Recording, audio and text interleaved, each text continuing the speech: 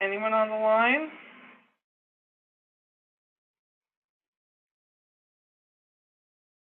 Hello?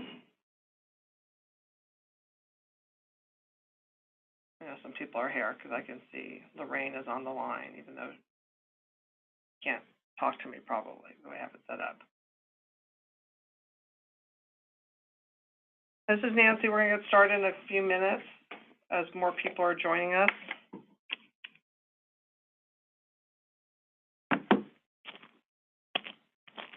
I know you can't hear me because we have it on mute, I believe.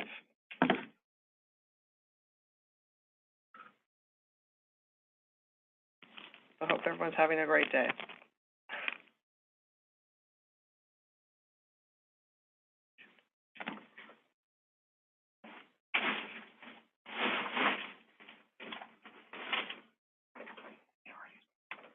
Morning, Nancy. Hi, Arti. Waiting for a few more people to come on, and then we'll get started because I was texting people because I didn't realize the email that went out said 10 o'clock on it. I noticed that in the morning, but then you... Well, because I copied from the last event we had. Okay. So, but we will get started in just a moment. I texted some people, get some more people to come on. And we'll start in like 2 minutes, everyone.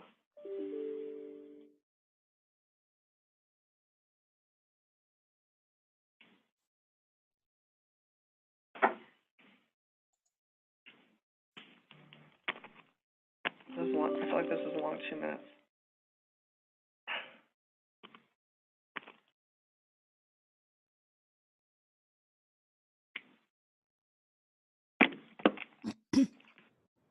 Okay. I'm just going to get started because I don't know if people are sharing screens or if they think it's at 10, you may have to repeat this, Arti. So we're going to get started. I'm Nancy. I'm the CEO of the Greater San Fernando Valley Chamber of Commerce, and we want to welcome you to our webinar today, which is Cybersecurity and How Safe is Your Business? And our presenter today is Arti Dutt, owner of TeamLogic IT in Northridge. TeamLogic IT is a managed IT service provider that works to help businesses ensure their IT infrastructure heightens performance, lessens downtime, and reduces security risks. Cybersecurity is at the forefront of today's businesses, and we are positioned to help companies protect their data and their company. Arti is an accomplished professional with more than 20 years of experience in the management of information technology. And with that, I'm going to turn it over to Arti. Thank you so much, Nancy. I am going to go ahead and share my screen so that we can go over the presentation. Give me a minute. Share. And if any questions, you are able to write them, and then they'll come up in my Q&A screen, and we'll save them till the end. So, and if someone agrees with the same question, you could just, there's a vote up, vote down. That way we know that's a question important to several people, and we can move that one up. Yeah. Okay. So Nancy, I shared my screen. Do you see the cybersecurity screen? I can see it. Okay. All right. So let's get started. Hold on. There it is. Hello, everyone. My name is Arti Dutt. As Nancy mentioned, I'm the owner of TeamLogic IT here in Northridge, California. I have been a member of the chamber for 2 years, and we have had a few discussions. Cybersecurity is an important aspect of running a business, and I wanted to share a few tips with you all. First of all, give yourself some credit for investing some time to learn more about cybersecurity. It is an important topic for everyone, whether you are in a big business, small business, government agency, or nonprofit organization. Protecting yourself from online harm and protecting your identity from theft is pretty important. I'm honored to be able to share some specific ideas about this topic with you and appreciate you all listening.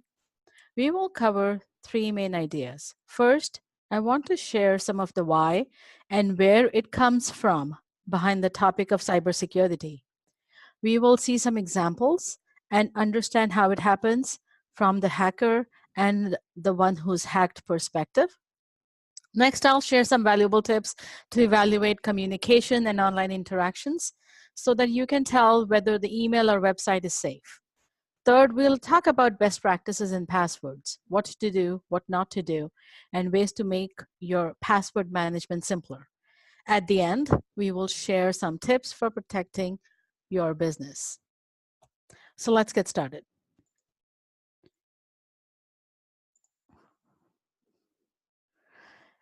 When we talk to our business owners, our customers, they have some basic needs. You can call them the givens of doing business with technology today. First, every organization I interact with wants their stuff to work. They're managing lots of changes and looking for a way to keep things running without loss of time or data. Continuity and change is pretty important. Along with continuity and change, systems have to be available wherever and whenever you need them. That's the way of doing business these days. People no longer work only on computers. There's so many different kinds of devices, tablets, e-readers, mobile phones, computers, desktops. All of this data and information needs to be usable in all formats. In addition to being available on different devices, our business doesn't stop just because it's the end of our day. Demands for doing our work extends to 24 hours per day and unfortunately 365 days per year. That's the cost of doing business. So let's talk about the definition for today's overview. Security is defined as protection of data against loss, theft, and unauthorized access. It isn't enough to just keep yourself safe.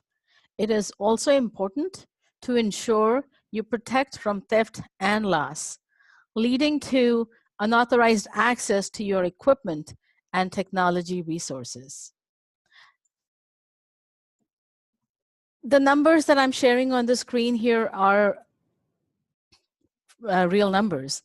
As much as 60% of hacked small and medium-sized businesses go out of business after 6 months. 48% of data security breaches are actually caused by malicious intent. Human error or system failure accounts for the rest. Hackers these days know that big companies are spending millions of dollars on their security.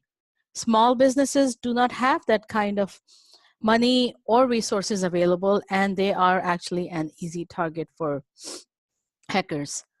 The other part of the fact is that threats have changed. It used to be a nerd in the basement trying to figure out how to hack into a game or a favorite software program. They wanted to know how things work. Today, there are full buildings of hacking operations in places like Russia, China, and North Korea. Their sole purpose is to develop cyber attacks implemented all over the world. So let's go over what kind of threats you may see at work and how you can be prepared for them. I'm going to go ahead and explain a few of the terms to you. I'm sure you have heard the word phishing. So what is phishing? Technology has gotten so smart that it can detect harmful intrusions to a network. But there is one element to a network that has and always will cause a challenge to a secure network: us humans. Phishing is a type of social engineering attack often used to steal user data, including login credentials and credit card numbers. It occurs when an attacker, pretending to be a trusted entity, dupes a victim into opening an email, instant message, or text message. Cybersecurity experts say at least 1 in 100 emails contain some kind of malware or virus. A lot of it is captured by spam filters these days, but sometimes there is one email that'll get through, and it only takes one bad actor to wreak havoc across an organization. One of the other words that you have probably heard more than phishing is ransomware. So what is ransomware? Ransomware is essentially when someone hacks into your network and holds your data hostage in term for ransom. How does it happen? After someone clicks on a link or a bad actor, they're able to gain access to a system. The infected computer is encrypted with something called ransomware. So step one is to gain access to the computer. Step two is to encrypt or steal certain files that have high value on the internet black market, which is called dark web. I'm sure you've heard of the word dark web as well. The bad actors will demand a ransom, usually with a web currency called Bitcoin. Occasionally, prices go up every 24 to 72 hours. Essentially, they want you to pay for the release of your data. They're holding your business hostage until it is resolved. Now, this is a common scheme. Using a ransomware called CryptoLocker, the bad actors take hold of your computer until you pay the ransom. That's the traditional way of doing things. Now, there's a nasty way. The nasty way is what you see here. It's just called the popcorn method. You get a choice. Either pay the ransom or send a malicious link to 2 other people. You get your data back and maybe an opportunity to get back at your enemies. Essentially what it is that these people, they're getting creative how they want your information and how they make money out of it. So what can you do to protect yourself? We're going to look at some of these specific examples similar to what you might have to review and evaluate for your work. In this, essentially what I say, stop, look, and think. What is the message saying? Does it look familiar? Is it realistic? Is it consistent? In this example, notice that this is sending a message from Global Service GSX. Yet, when you look at the email, it is coming from a place called upsefrapple.com. At first glance, I would wonder why. Today's business is very personal. We know preferences and buying habits, especially the names of the people we want to do business with. So when someone is addressed to dear GSX user, a generic name, this is a red flag in today's world. It is important to get the latest updates now by click of the link, click the link below. Do you see the grammar here? That this kind of language is another indication of, is this a real email? In most cases, you can hover over the address and see where the link is actually taking you. In this case, the website is a set of 4 numbers, an unknown IP address. Within one email, there are many opportunities to compromise your credentials simply by clicking on the wrong link or going to the wrong website. We're all guilty of misreading or misunderstanding a message, but as a business owner, as a user, you have to make sure that when you're going through an email, you know are you expecting the email. Another example is when you get an attachment. In this example, Sarah Switzer is apparently sending a purchase order to Walter Koslov. Before you open the file, right-click and let your antivirus scan it for threats. That simple act will save you from opening a malicious file that could have a negative impact across your network. Another one to Walter Koslov. This one is confusing. When you read this notice, it is referencing an order that you just canceled with Amazon. Note that it is, again, addressed as dear customer. As a general rule, businesses shouldn't address you with an exclamation point. Also, notice the difference in the date. The date, it seems that the date was, the order was placed on June 21st, and the email came to us on June 20th. An easy oversight. Beyond that, you can hover over the order link and you will see that it's directing you to virginiademolitioncontractors.com, not amazon.com. These are a few examples of emails. Again, I'm sure you have all received these emails, and everyone that I talk to has these examples. As users, we have to be mindful when we're opening an email, be careful when we're clicking a link, be careful when we're downloading an attachment. Here's a very simple example how cyber criminals work. So here's an example of a phishing scam.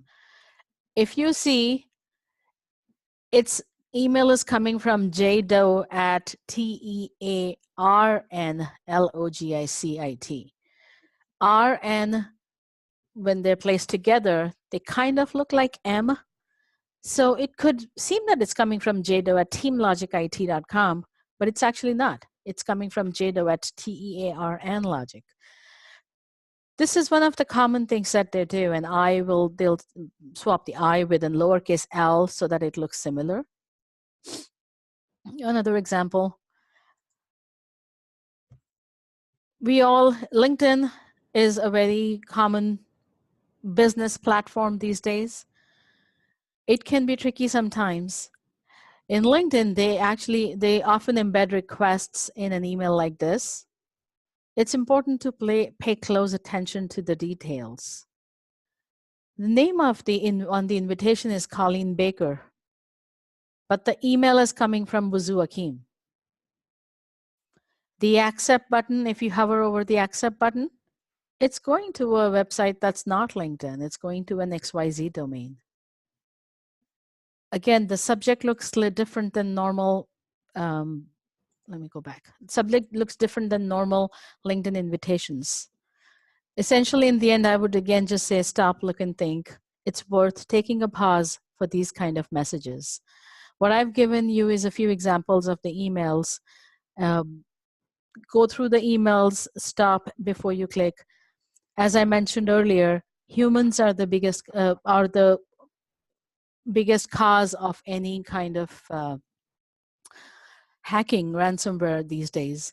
We have, and software has become a much better antivirus products. The solutions have gotten so good that they can catch most of the Trojans and any other viruses.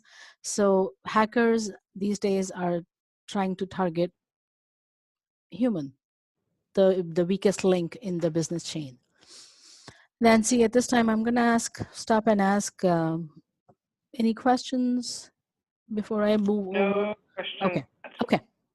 All right. I'm going to move on to, like I said earlier, business doesn't stop, and business and work doesn't stop when we leave. Arti, 1 minute. Everyone, you could type in your questions. I have a Q&A screen. If you agree with another question, because that's your question too, you could vote upvote it with a little thumbs up, and that will push that question to the top. So make sure, we have plenty of time for questions. Don't be shy. Okay, back to you. Thank you, Nancy. And please stop me if I'm going over too fast. I'm just going to go through the slideshow. Okay, the next we're going to go over what are things that we can do at home. As I said, our work and business doesn't stop when we leave the office. In the office, most of us have an IT professional who is there to manage our network, take care of any of these attacks that we see. But at home, you may or may not have that person, so it's your responsibility to stay safe. As I was saying earlier, all of these approaches, they are relatively more modern approaches to cyber theft. It used to be that you would accidentally open a spyware or malware Trojan, like the Trojan horse, attach to a link or email and infect the whole network. Antivirus has improved the chances of intercepting these kind of schemes. However, once they're installed and have invaded your systems, they are very difficult to remove. We have all seen this, an update screen like this we get on our machines. When we are at work, we have the IT professionals who are taking care of these updates, but on the home computers, it's your responsibility. When you see an update like this, it's important to know the origin of these notifications. Notice how the color scheme and logo are just a little different between the two windows. Also note that the update is coming from fixcomputerupdate.com, which is definitely not the originator of the Java update, which is Oracle. Sorry, there.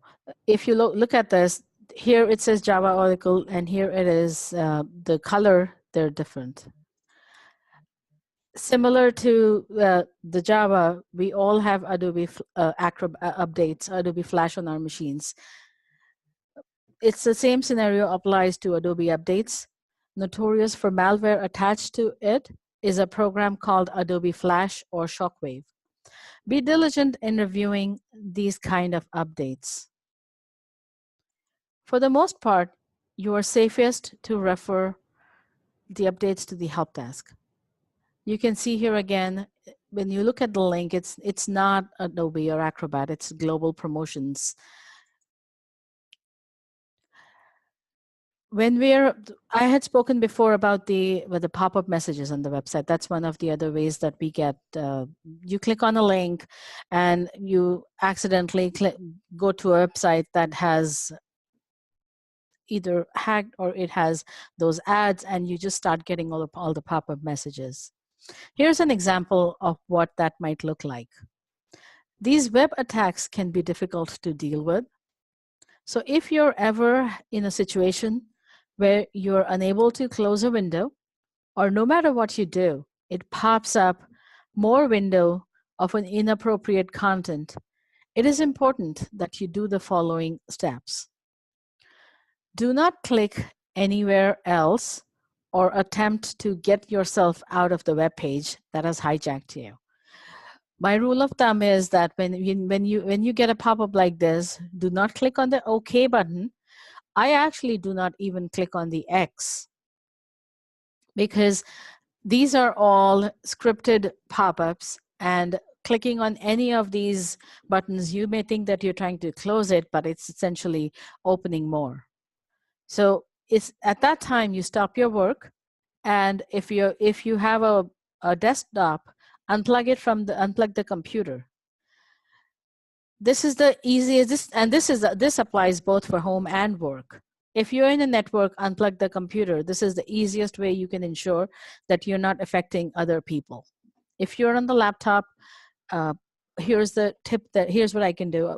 I do is I actually open the task manager and just kill the browser, end the browser, whatever browser you're using. If you cannot do that, power off the machine so that you're not on the network, and then reach out to somebody who can help you. Call your IT person at work, or ask somebody. They can diagnose any damage that may have caused and help you get back. I always tell, when I get calls like this, I always tell, there's no judgment in these situations. In fact, the preference is to call IT for help and let them do what they do best. They're there to help. Many times we run into where clients, or they'll try and take care of the situation, making it worse. That's why I say, stop your work and just give us a call. We'll be able to help you with any issues that you come across. At home, so here's the other thing that I want to say. When you're working on your home machine, do not operate as an admin. And if you need help with that part, how to set up, if you have any questions, feel free to reach out to me. We can help you. On all of our, when we set up for our clients, we all have 2 accounts, a standard non-admin user for normal daily use, and an administrative user only to install updates. This is the one thing that you can do for your home network that will mitigate up to 94% of the problems. Admin user essentially has access to install everything. If you operate on a day-to-day basis as an admin user, you may not know when there is a malicious program being installed on your machine. When you are not as an admin user, you get these pop-ups because there you go, you see the registry is being changed. The user setup is pretty simple. And I have a screen here that will show you how to set up for Windows or Mac. And once again, this is something that we can help you, or just give me a call. I'll walk you through. We can walk you through how to set up. This is the one thing that you can do. A standard user. Here's the difference between a standard user and an admin user. When you're logged in as a standard user, it will, if there is a program that is trying to update, it is going to stop and ask you to put in the admin password. That's the only thing that you, at that time, you can stop and think, do I need to update this program, or did I initiate this install? If not, at that time, you can hit no. If you're logged in as an admin user, you do not have this opportunity, and the program is already installed for you. At home. Arti? Yes. There's a question that Yes. maybe we should answer it now since we're on this section. Do you have a suggestion for the false websites when it's on a cell phone? That's what I was coming for. For the cell phone, it's hard because cell phones don't have the antivirus, and that's while traveling, I have that screen up. No, I don't. I do have. There is a website where you can actually let me rephrase that. There is a website, if I remember correctly, it's called virustotal.com.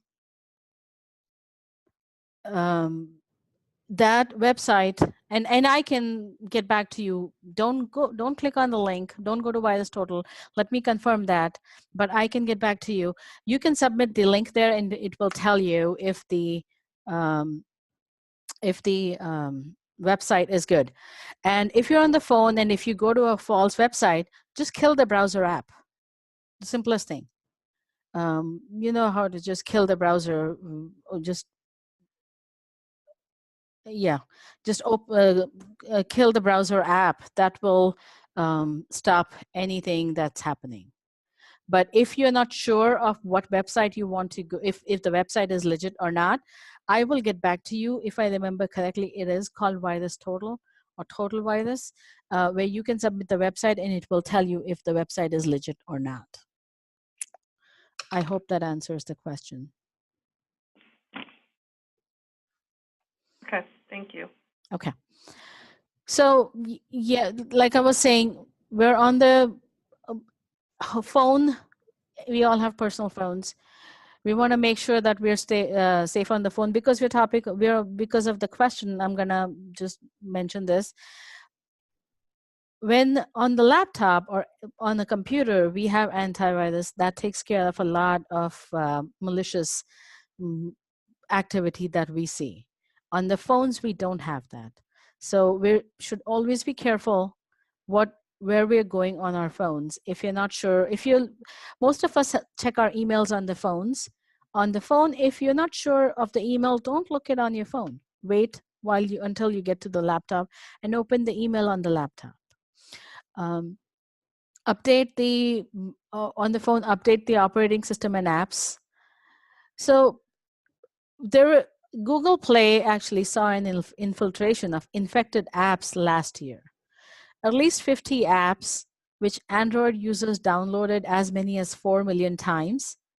featured an advanced form of malware that used hacking, a technique that compresses code with encryption, effectively masking it. So this allows the malware to evade Google's security filters. That being said, I always say only install apps you use. Review the companies and developers before installing apps.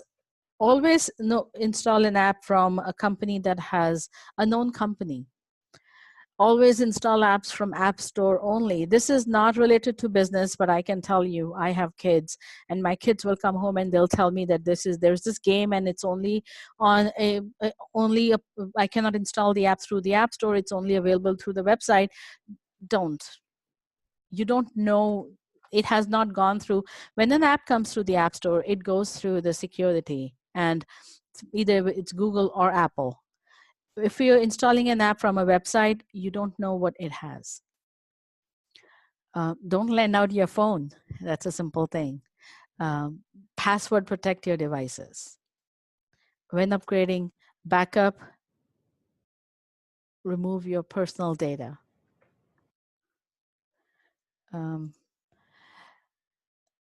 This is the other thing for the home network, for the home. Set up a separate guest Wi-Fi. These days, we all have Nest thermostats and Ring doorbells and in our network, on our home networks. We bring our work home and we have our laptop with our business financials and everything on the same network where you have your Ring and Nest. That's one of the easiest ways. If you have not changed the admin password for any of the Ring or Nest or any other IoT device that you have in your network, you may be susceptible to hacking and ransomware. So set up a separate guest Wi-Fi. Any of the internet devices, Alexa, almost everyone has Google Home or Amazon Echo. All of these devices should not be on the same network where you are running your business. Use different passwords for private access, public access, guest access. These two things, having on your machines, having a separate user for standard user and admin, and the Wi-Fi, these are the two biggest things that you can do to protect your home network. And the last thing, backup. You have to keep, I'll tell you, when I talk to, I tell them it's not a matter of if, it's a matter of when. And I hope it doesn't happen, but if you get hit with hacking, ransomware, the only sure shot way that you will get your data back is backup. You restore from the backup and you get everything. Perform multiple backups. I go by the cybersecurity rule of 3-2-1, 3 copies of your data, 2 different locations, at least once a day.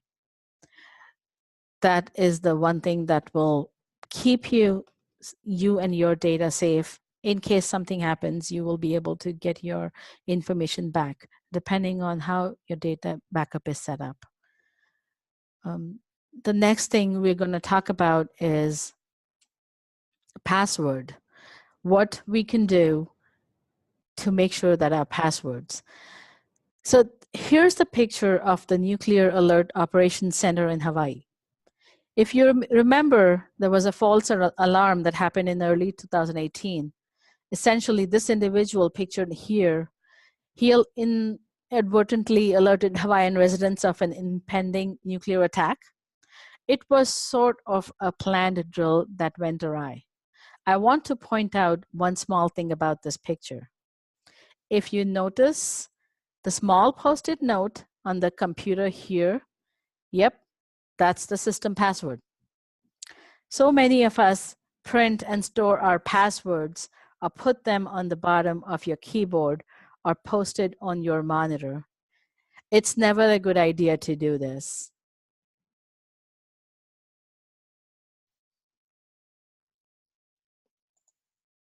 use password manager for anything that you need to save your passwords on. You always use strong passwords. Passwords are usually a combination of letters, numbers, and symbols.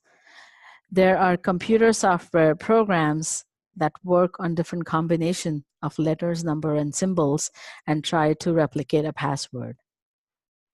It would take a program 19 minutes to figure out your password was password, even though you have special characters and a number in there. It would take a computer 1 year to crack your password. Here you have added some more complexity because we've added an uppercase. 41 years to figure out the password is yellow tulip. The best way is to have the password, the most secure is 4 words strung together. Any 4 words would do.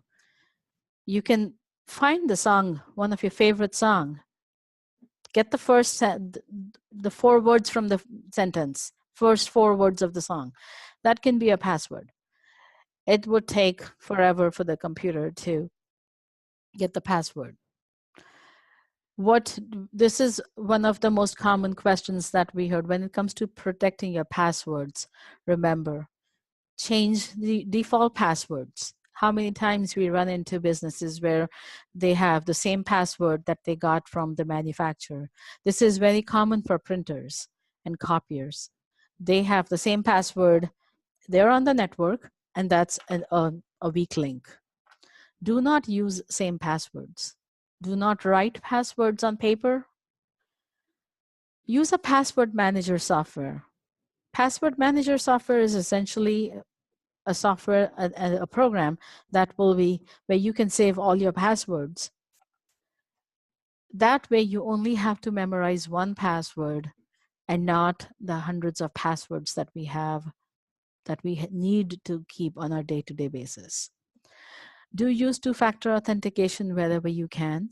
Two-factor authentication is where you have to put in the password and then you have to either put in a code sent to your email or text.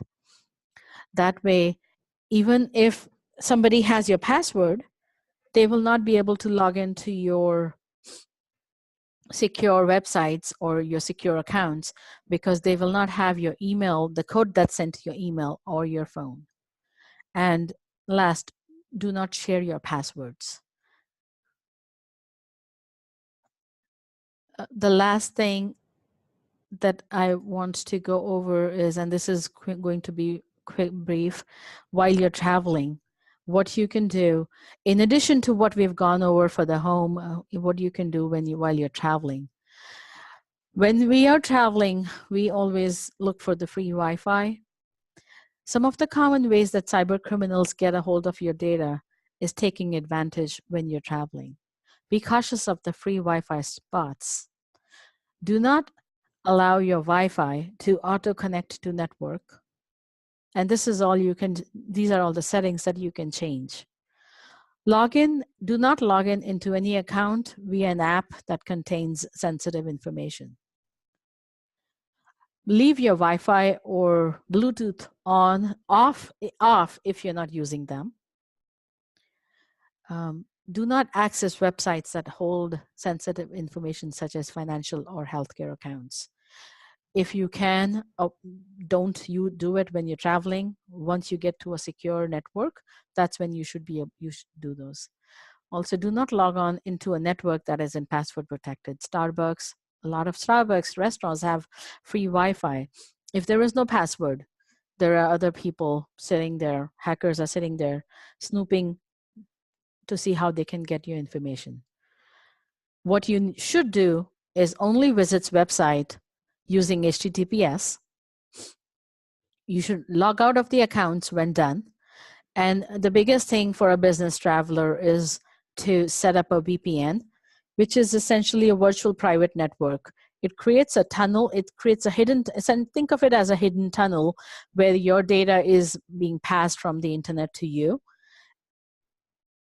That will keep it safe and secure from the people who are trying to get information from you. Bottom line is, any network that is not password protected, should you connect to it? Sometimes you have to. Stop, look, and think. Be more conscious when connecting that if there's no password, should you be looking at sensitive information, either personal or work related at that moment in time, or can it wait to when you know you're secure? Archie, what Yes. password software do you recommend? So for my personal, I use LastPass. But there's LastPass, there is 1Password, there is KeePass. Either of these will work. I know my team uses either LastPass or 1Password. There's a few more, but these are a few that we have used and they work. That being said, I know I said password manager. In my password manager, I have almost 100 or more passwords.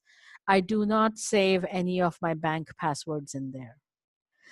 Password manager is essentially for the passwords that we are saving for almost any website you go to. They require you to sign up and they ask you to create a password. That's a password that you do not need to memorize. That's what you save in LastPass. Where using a password manager helps, because if you're not using a password manager, you will be reusing password because you don't want to memorize all of these passwords. So I don't save my bank passwords. I don't save any of my secure passwords in password manager. Okay, great. Okay. Thank you. Sure. Let me just go over. So there. This is what I was saying earlier. All of the steps that we've talked today, they're not usually followed while traveling. If using a mobile device, a lot of the best practices that we've gone over today will not apply. So when you're at an airport in between flights and have to work, consider leveraging your laptop instead of your mobile device. This will help with some protections like antivirus and anti-malware. Also consider, when at home with your work device, make sure that you do not open as best as possible personal email attachments or USB drives from your children's schools or anywhere else. It's inevitable today that work life and home life intersects with your devices, and staying vigilant is critical when not in the office. If you're using a personal computer, make sure you have your own device antivirus, anti-malware. When Windows comes with my Windows Defender pre-installed, that make sure that that's enabled. If you do not have any enterprise antivirus on your machines, Windows Defender is a good start. It will keep your machine safe. It does its job. Archie, someone raised their hand, but they need to type in the question because we're not doing this with microphones. So, Evan, can you type in your question so we could ask Archie? I know you can't hear me. Okay, go on, Archie, until I get the question. Okay. Oh, here, any special comments for Mac users? I will have to. So I personally have not used Mac, and I hear from people that Macs seem to be pretty safe. To them, I tell that Macs, they seem to be pretty safe because they are less in volume. The same rules that I have mentioned for the home, in Mac also you can set up different users. The same rules apply for Mac. I know Mac, the antivirus, there are antivirus for Mac. The one that we use for the business, we use WebRoot. So there is WebRoot for Macs. Have all of that, set up a different user. But to me now, it's a misconception that Macs are safer. To them, I say they may be safer, but we hear about Windows more because Windows has a lot more volume than Macs. I will, and yeah, unfortunately, if you have any specific question about a Mac, I can help answer, but I would say the same rules apply for Mac or Windows. Hope this helps. Okay. Where are we on time? Oh, okay. The last few steps, I'm just going to go over. I just saw the time. It's almost 9:46. After this, I'm just going to go over a few tips that you can use protecting your business. Oh, I went way too fast. So there's a few tips that you can use to protect your business. Have a security policy in place that outlines the acceptable use. Having a policy in place, and we can help you with setting up policies, password management, what are the password guidelines, acceptable use policy. Having this again, it gives you think through what can we come across. Have a documented incident response plan. How many times we run into a situation where something happens and businesses don't have a plan. What will you do if your email gets hacked? Do you need to notify your vendors? Do you need to notify your clients? Do you know who do you need to notify? What do you need to do? What passwords do you need to change? Having that plan ahead of time is going to help you protect your business. Educate users on the acceptable use and best practices. Like I was saying, humans are the weakest link in the business. Educate them. Go through trainings to make sure that they know what the passwords are, what are the best practices. Businesses should have a firewall. It protects from the internal, it's for the perimeter security. Have a business grade firewall in place. Antivirus software installed and up to date. That's the one thing I want to say. Many businesses we run into, they buy antivirus software, but after the license expires, it doesn't do the updates. So even if they think that they have an antivirus, but if you're not getting the latest virus definitions, that may or may not work for you. So make sure that your antivirus software is installed, up to date, and working on all workstations. Implement access control. Give access to people. Give people access to files, emails, only what they need. It protects your business from malicious intent and accidental mistakes. Make sure your workstations and servers have the latest security patches. Microsoft just last week released a patch for Windows XP. Microsoft, their Server 2003, which they have stopped supporting years ago, but they came across a known vulnerability and they actually released a patch. Make sure your machines are updated. If you need to, use encrypted email for sensitive communication. Email encryption is most likely not available for the Gmail and Yahoo, the free email, but if you're having some sensitive communication, you need to. Do not open unsolicited email or click on an attachment with links. If you're expecting an email, that's fine. If you're not and you get an email with a link, call the person and ask, hey, did you send me this email? It's always better to take the precaution. Better safe than sorry. Password management with two-factor authentication. Like I said, that's one of the safest ways you can keep your data safe. It is inconvenience, but I would trade a few seconds of an inconvenience for safety any day. Do not store sensitive data on mobile devices. There's a chance you can lose your phone. So having that information it's again a precaution for you. I cannot say enough about the backup and disaster program. Make sure you have a good backup in place. That's the only way you can keep your business safe and secure. Consider when I talk to businesses, they say, oh, backup, it's only, they think of the loss of time as the loss it takes for the system to come back up. But consider the total cost of downtime, the employee wages while you're down, lost revenue, customer impact. You have to tell your clients that you were breached and you had a data breach, the reputation, and then the penalties. Do not use public Wi-Fi. We went over this. Do not share your passwords. Do not use genetic shared accounts. And data breach insurance is a must if you store data like medical, credit card. Cybersecurity insurance is an important part of, again, like cybersecurity, the insurance is an important part.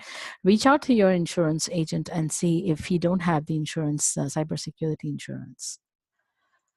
Okay, I'm almost at the end. Okay, so at the end, again, security should be the top of your mind. It should be when if you're running a business, security is what you should be looking for. Partner with your IT provider. Perform assessment. Do yearly scans, yearly assessment that you will know what you have in place. Monitor critical assets. Back up your data and test it. Many people say they have backing up the data, but if you're not testing your data, how do you know that the backup is successful when you need to restore it? So for business owners who know that they're backing up their data, please go and have your IT person or you test it if the backup works. And last, train your people. Your people are what's going to keep your company safe. Train them. Have a security mindset. Last, thank you so much. And again, I'm going to give you this offer for anybody who's in the webinar attendees, chamber members. If you want, we can help you with the assessment and I'll give you a discount. Here's the discount. Just reach out to me. My number is here. Nancy, you know me. I'm the member of the chamber. Anytime you need, feel free to reach out to me. Nancy, this is the end of the webinar for me. Do you have any more questions that I can help answer? There's no questions that have come up yet. Okay. So we are going to be posting this. Okay. In the next, well, I'm leaving for Sacramento in a couple hours, so it probably won't be posted until the end of the week. Oh, and Eric has a question. What's your question? Arti, regarding VPN, yes. Do you have a recommendation on a VPN service? It depends on what. So, are you looking for the chamber office or your home? I have used OpenVPN. Okay, because I use the VPN Unlimited for my home. Do you know anything about that company? I will have to defer this question to one of my techs. VPN Unlimited. I can get back to you, Eric. VPN Unlimited. Yes. Okay. We use OpenVPN. That's also a free VPN. I know that for my home, I have OpenVPN, but for businesses, we have other options. But I'll get back to you about the VPN Unlimited. So I'll send out a PDF of the slide presentation today to everyone who participated. And if all of you who are on the phone could actually just email me back once you receive it and tell me how many people, for instance, we're one person registered, but there's 3 of us sitting here. We kind of want to get an idea if it's just one person or 3 people, how many people might be sitting with you, or if they individually registered, they would just respond on their own because they'll get an email from me. And other than that, I'm going to end this. I'm going to go to Burbank Airport on an open free Wi-Fi. Don't. She's learned nothing. I know. And that way I can Facebook all of you. I know. That's actually going to be my Facebook post, I think. And with that, we want to thank you for participating, and thank you, Arti, for such a great job. So I'm going to give you a hand. Yay. Thank you. I hope